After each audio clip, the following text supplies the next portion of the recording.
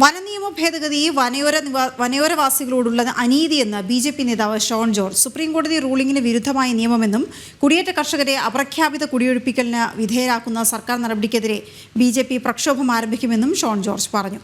വനയോര മേഖലയിലെ ജനപ്രതിനിധികൾ പോലും ഇതിനെതിരെ നിയമസഭയിൽ മിണ്ടുന്നില്ലെന്നും ഷോൺ ജോർജ് കുറ്റപ്പെടുത്തി.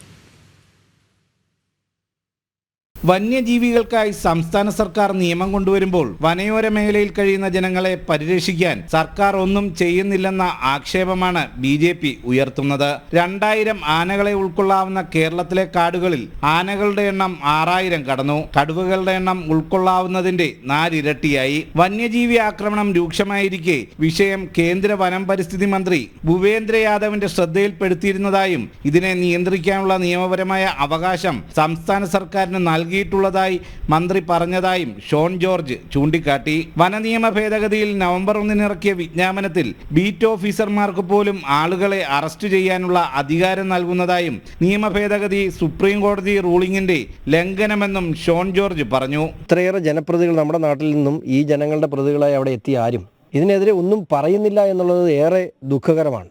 ഭാരതീയ ജനതാ പാർട്ടി ഞങ്ങളുടെ ആശങ്ക ഇവിടെ പങ്കുവെക്കുകയാണ്. ഇവിടെ വന്യമൃഗങ്ങൾക്ക് വേണ്ടി നിയമം നിർമ്മിക്കുമ്പോൾ കേരളത്തിൻ്റെ മണ്ണിൽ തന്നെ കഴിഞ്ഞ 5 വർഷക്കാലത്തിനിടയിൽ മരിച്ചു വീണ ആളുകളുടെ എണ്ണം 500-ലധികമാണ്.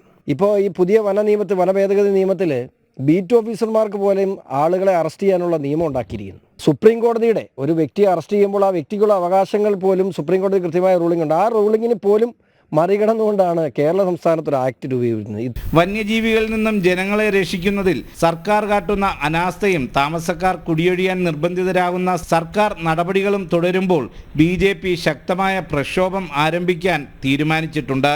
വന്യമൃഗങ്ങൾക്ക് ഈ പറയുന്ന കർഷകരെയും അവരുടെ ജീവനേക്കാൾ കൂടുതൽ വില നൽകുന്ന ഈ സമീപനം ഒരിക്കലും അംഗീകരിച്ചുകൊണ്ട് പോകാൻ കഴിയില്ല. ഭാരതീയ ജനതാ പാർട്ടി എന്നും ഈ കർഷകർക്കൊപ്പമായും ഈ മലയോര ജനതയ്ക്കൊപ്പം ഉണ്ടാവും. ശക്തമായ പ്രക്ഷോഭത്തിലേക്ക് ഈ നിലയിലുള്ള നിലപാടുമായി സർക്കാർ മുമ്പോട്ട് പോയാൽ ശക്തമായ പ്രക്ഷോഭത്തിലേക്ക് ഭാരതീയ ജനതാ പാർട്ടി മുമ്പോട്ട് പോകും. സുധീഷ് ഗോപാൽ, ജനം, കൊച്ചി.